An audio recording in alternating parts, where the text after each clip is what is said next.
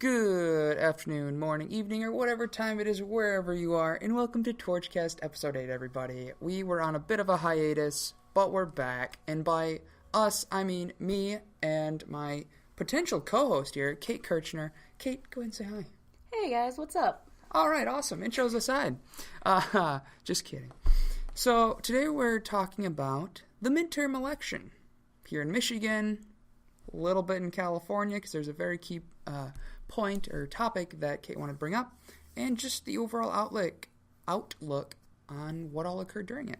So I'm going to kind of pass the reins over here to Kait because she is much more politically active than I am, believe it or not. So Kait, let's talk about Michigan midterms. The results. We have... Where do we start? Okay, well, I wouldn't say that I'm particularly well educated on politics. I just know a little bit about it. I can't form a educated opinion on a lot of things. Okay. But I definitely can talk about a little bit of the governor and some of the propositions, and then something, that I wanted to talk about from California, one of their propositions. Okay, and we have pulled up right now the New York Times election results for Michigan, and when we look at the state, there's just a lot of red. A lot of the counties are red. Most of the counties are red. Most of them went Republican, save for two that really swung the election to Democrats for the governorship, at least. Those being, what counties were they again? They were Wayne County and Washtenaw County. Okay, so, and how many votes did they pull in for... Washtenaw was 124,894, and it was 72% of the vote for Gretchen Whitmer.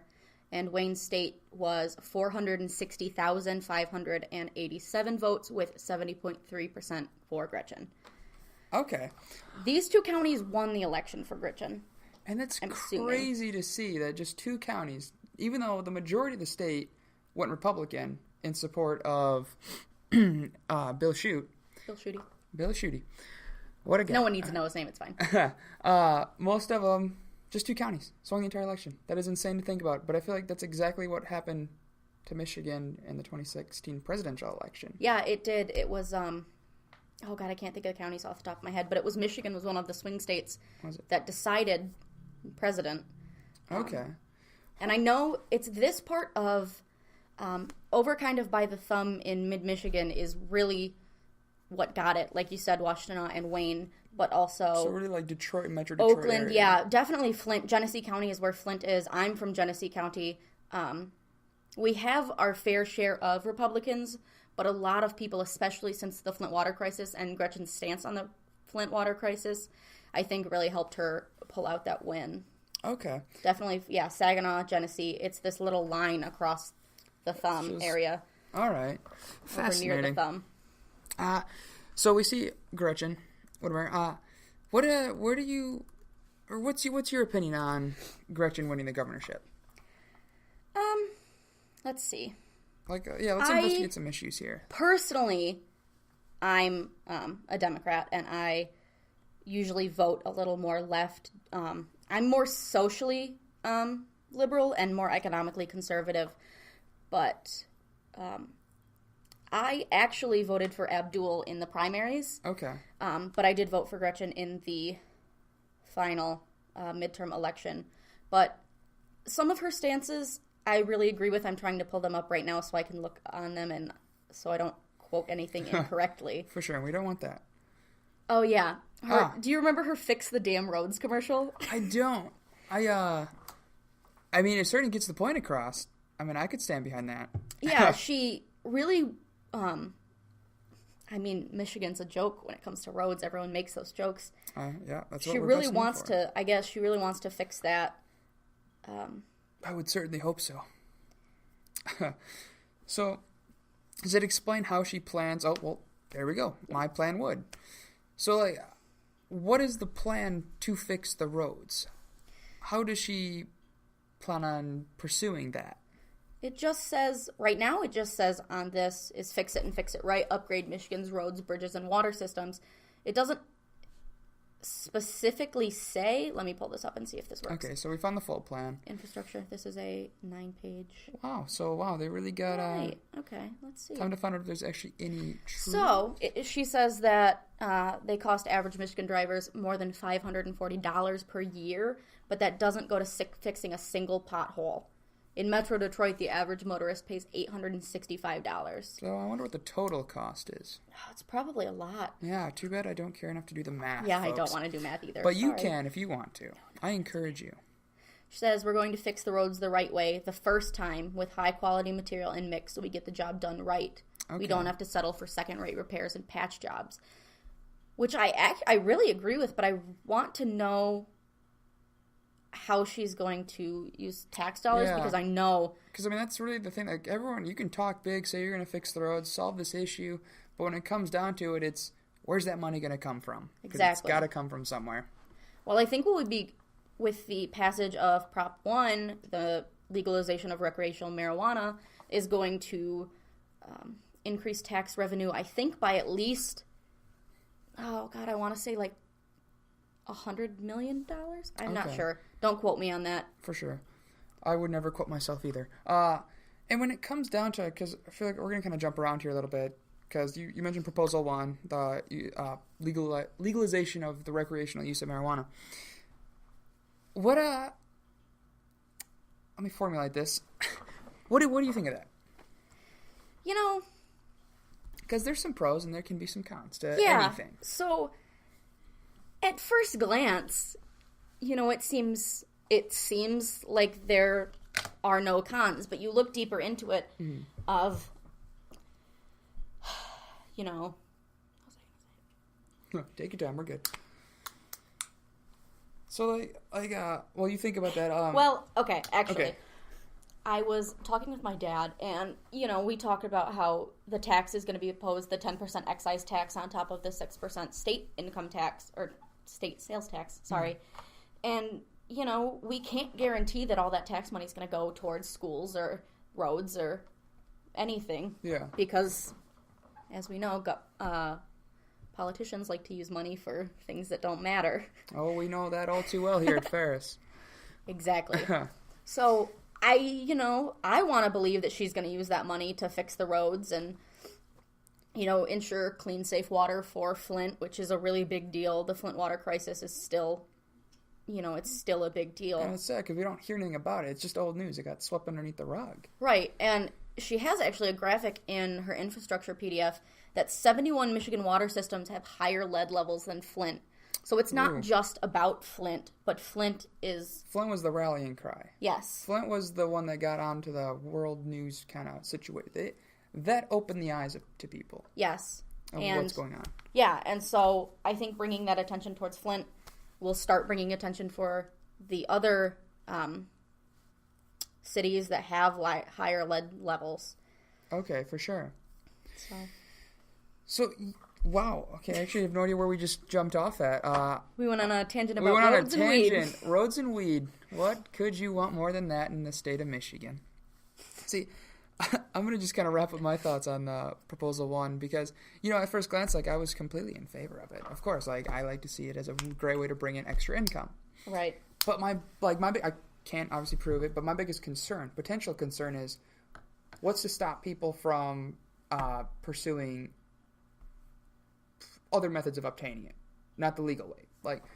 Because, there's a tax on it. It's going to be a little more pricey than if you just went back to your dealer. You know, I've actually been thinking about this. Because I've been seeing what's to stop dealers from still dealing? Yeah, they could just bring their prices down a little lower, and they could probably bring in more bucks because no one's going to know where the weed came from. Are there going to be, implementations of... You have to get a title for your weed. You got to get a title? Yeah, you need a weed title.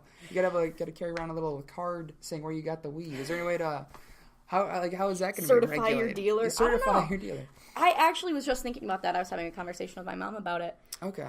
Because you wouldn't have to pay the excise tax if you got it from your dealer because your dealer doesn't care. Exactly. You know, they did it when it was much more risky, and now it's probably not as risky because they could... I don't know, put up a front, put on an act. It's not illegal It's anymore. not illegal. And that's a crazy thing, because it all started out west.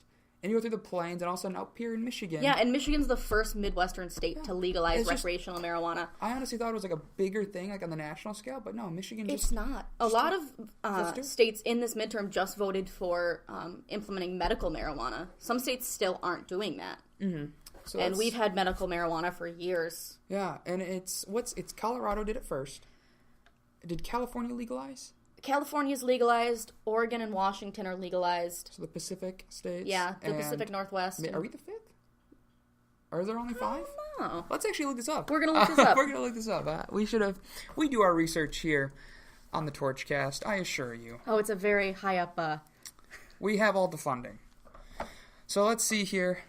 State marijuana laws in 2018. Let's see. While it loads with that Ferris Wi-Fi, am I right?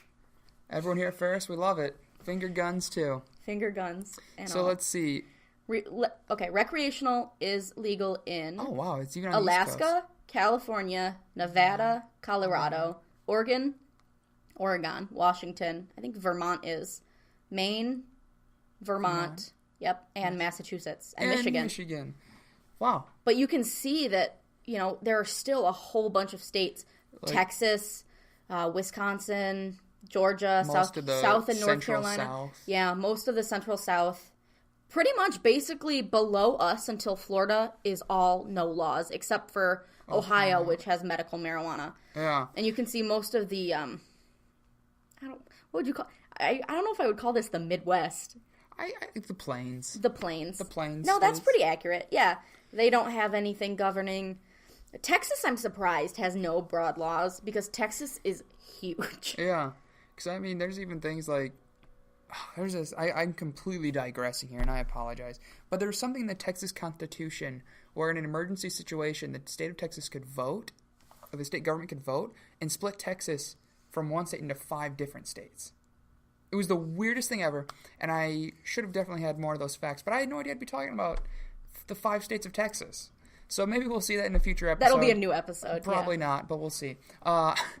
Anyways, jumping around, that was the majority of Proposal 1, talking about the legalization of recreational usage of marijuana. And Proposal 1 was definitely the most popular of the 3 proposals that were on the ballot this year. I wouldn't say it's the most important, but it was definitely the most popular. Okay, yeah, and then, because Proposal 2, wow, okay, I don't understand it. It's about gerrymandering, and that in its own right is something I also don't know much about. I've had it explained to me a million times, and every single time I don't quite understand it. I get a better idea every single time, but I just can't explain it to people. So we're going to kind of check out here what Proposal 2 was talking about. I know specifically that it is the redistrict. They want to create their own redistricting commission using independent citizens, so that I think they will take, I think it's 13 random voters to redistrict the state. Yeah, 13 commissioners will be randomly selected from a pool of registered voters and consist of 4 members who self-identify with each of the 2 major political parties, and 5 non-affiliated independent members. Okay. So current and former partisan elected officials, lobbyists, party officers, and their employees are not eligible to serve. So it sounds like they just want citizens, normal people the average to Joe, redistrict, the average Jane, so that the government doesn't have control over that, and they can't. The definition of gerrymandering is rearranging voting sections, just for their own gain, so they can get more of the votes, more of the percentage, so they can win.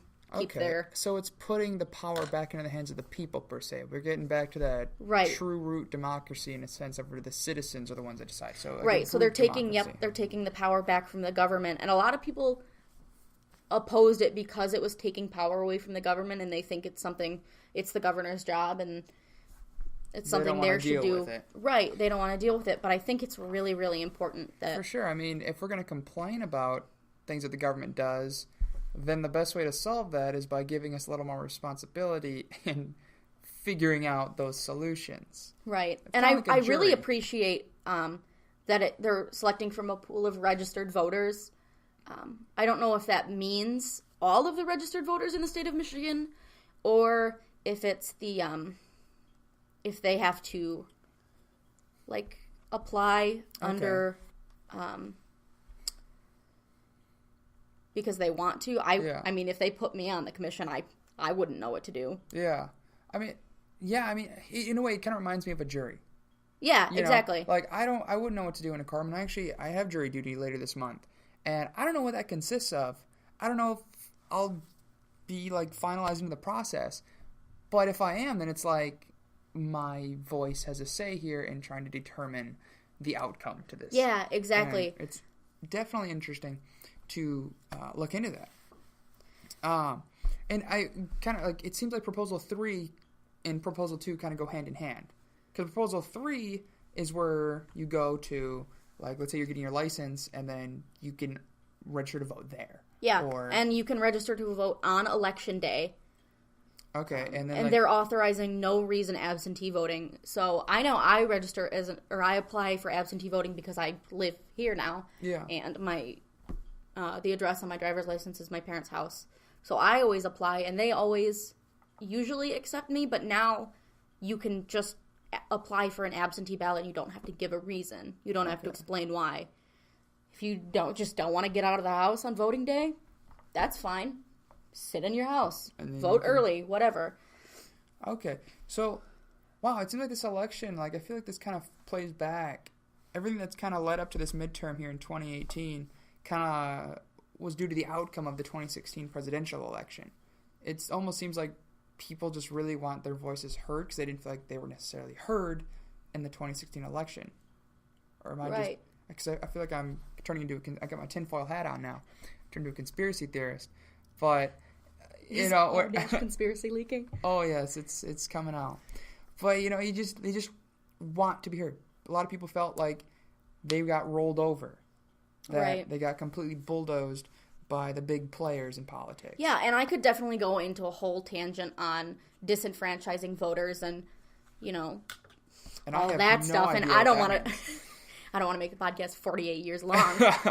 But you were right when you said automatically registered to vote when applying for or updating or renewing your driver's license unless you decline. Okay. And then wasn't there something for, like, soldiers overseas with that? Yeah, I do remember reading something about that, but I think that has to do with them mailing them overseas so that... Was there, like, a requirement for them to vote? Service members can vote? No, I'm not. Or, cause I may have read it wrong, but it seemed like they really wanted them to vote for those overseas. Yeah, I know that I do remember hearing about this. Okay. I want to see if I can find that on here. I do remember reading about it. Okay, yeah. But why? Let's see. I don't know. And if we were popular enough while you were looking for that, I'd say let's go into our commercial break. But we don't have any advertisers. We don't have any advertisers. So until then, you get to just kind of hear us ramble on until we find it. But I think we might have actually just found it. Nope. Okay. We might just go off on a tangent and hope you forget about it. Of course, and that tends to be the case 9 times out of 10 here. But we'll see how long my voice holds out. You know, how are you guys doing? Just kidding. You can't really respond. But just be doing good.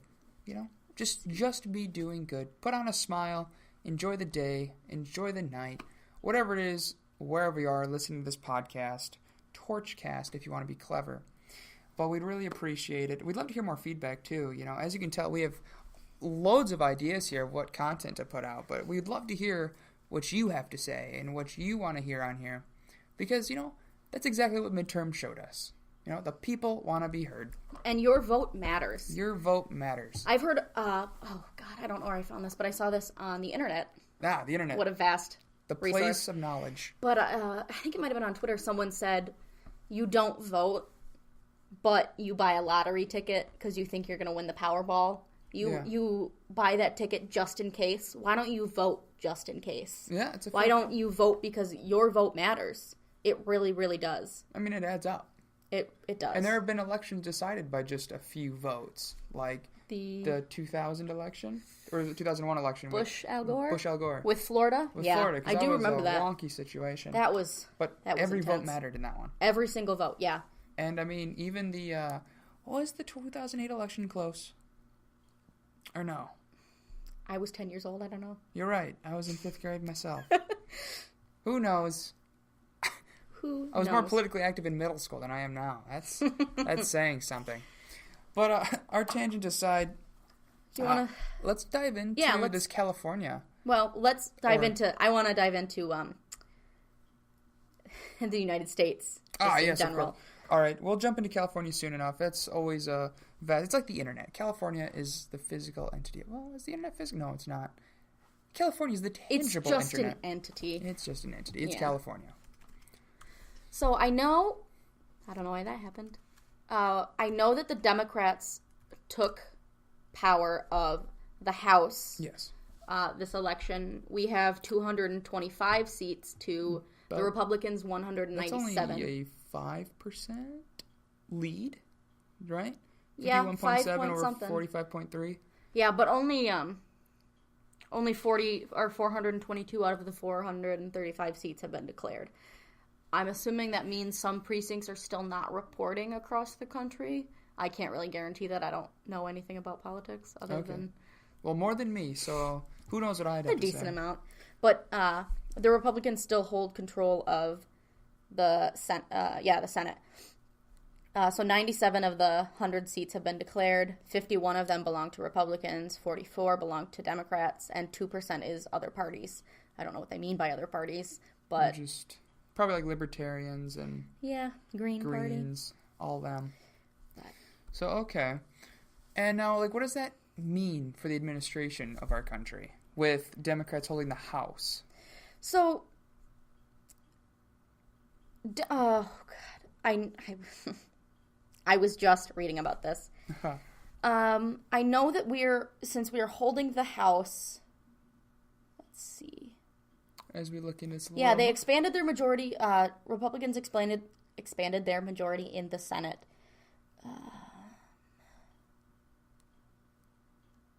Democrats lost 6 seats in the 2010 elections. I know that since the House has the control of, Democrats have control of the House, they also picked up multiple governorships. They flipped some important state houses, including the New York State Senate, which gives them complete control of the New York State government, which is big. Oh, I believe it. Because that's a big player. Yeah, so I know that the House, you know what? Let's just not talk about it, because I can't remember. That's all right, and we don't want to start a brawl here in the recording room in the office, because, I'm just a moderate, so I'm not going to fight anybody. I'm going to kind of learn about the facts from both sides. And I think that's really important, is listening to the other sides. I know sometimes it makes you angry. Mm-hmm. And I'm definitely one to talk because I'm angry all the time. I mean, if you're a Democrat, watch Fox. If you're a Republican, watch NBC. I actually saw a bumper sticker today that said Fox News when the facts don't matter. But that was just a bumper sticker, not my opinion, just saying. Clarification. Hilarious, though. Anyway. You can always appreciate the humor. Do you want to take a look at this California thing? Yes, I would love to, because I honestly have never heard about it until you mentioned it to me just before we started recording. Yeah, I was actually sitting in my finance class, shout out to Vivian, and we were talking about DaVita, which is a company, it is a dialysis company owned by Warren Buffett. Warren Buffett. Which everyone knows. Everyone knows Warren Buffett. I hope you know who Warren Buffett is. He's one of the richest men in the world. But you can see on the November 7th, which is the day after Election Day, that was yesterday, stocks jumped. So what were they at the day before? Do you see that number? Right before they jumped, they closed at 69.25, and on the 7th, they closed at 76. And that's in million. That's millions of dollars, correct? No, I think that's just... I don't know. I think it's just the stock price. Okay, so... Oh, okay. Oh, right. Oh, okay, I see now. So it's just the price for one stock, but and their volume is 5.9 million. Yeah. Yep. Okay. So they have that. That's how many stocks they have. All right, we're learning today. We are learning today, but then you can see that it jumped all the way up to $78 at one point. Ooh, that's a lot of stock. That's a lot. I mean, it's not one of the highest stocks. Berkshire Hathaway is the most expensive stock. Okay. But you can see that it jumped, and it jumped because of a proposition in California.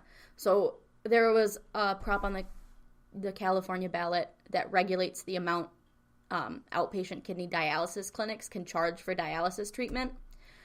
And that Proposal 8 got shot down. So So A basically... yes vote supports requiring the candidate or the clinics to refund patients or their insurance providers any revenue above 115% of the cost of direct patient care.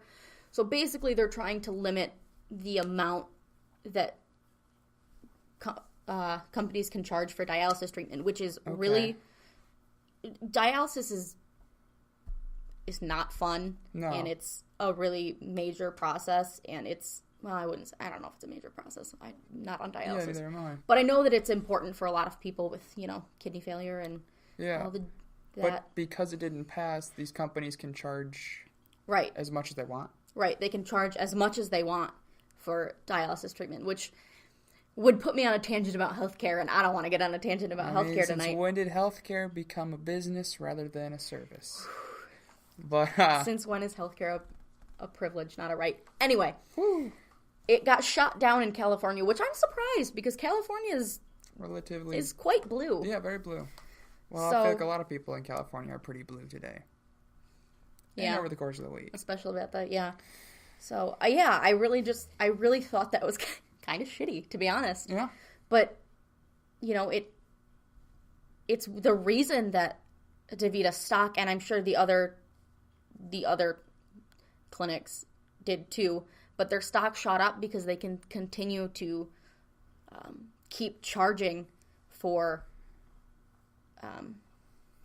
exorbitant amounts for dialysis treatment. Yeah. So... And people are buying into that stock because they know it's going to be profitable. I can't guarantee that it's going to be profitable, but it's probably going to be profitable. So now it's kind of like that downward spiral of now people are saying they can cash in on this. Right. And they're going to be like, well, now there's money involved, and now I can get rich. Right. Rather than seeing the fact that people are getting screwed over. Right. And that's a really big thing just in general is morality versus money. And I feel like in our society, the American dream kind of started off as that, like, you make money to be successful, to live life to the fullest. And I feel like that's been prevalent. It's somehow, at this point, turned into how much money can I make? How many people do I have to step on to get it? Yeah. And that I just... it's becoming like a cultural thing. It's like it definitely is a cultural thing. And you can see it in everything. You can see it in companies. It's cutthroat to get to the top. It is. You can see it in the government, lobbyists, and who knows what goes on behind the scenes that we haven't seen yet. Right, exactly. There's some shady stuff. Government's shady. But so is every corporation. So is every individual. There's some... Nobody's perfect. Nobody's perfect. We all got to take care of ourselves first and foremost, but it's to how far, what length do you go? Right. How much is too much? Yeah. Okay. Well, wow, I can't believe we talked that long. It was, again, we could go on for probably hours about politics and the midterms and morality and economics. Yeah, it's anything. But anyways, thank you, listeners, for listening to us rant. I really hope there's more of you, more than about 3 or 4 out there. And if it's just 3 or 4 of you, let's hear from you. Throw in some suggestions. We'd love to hear it. Thank you, Kate. Thank you. I'd love to have you on again sometime as an official co-host. We'll see. Yeah. Well, if you guys think you like me as a co-host, let me know. The comments. In the comments below, because this is YouTube now. This is YouTube now. We'd love to just see a comment. Just say hi. Anyways, guys, so long, take care, and hooty hoo.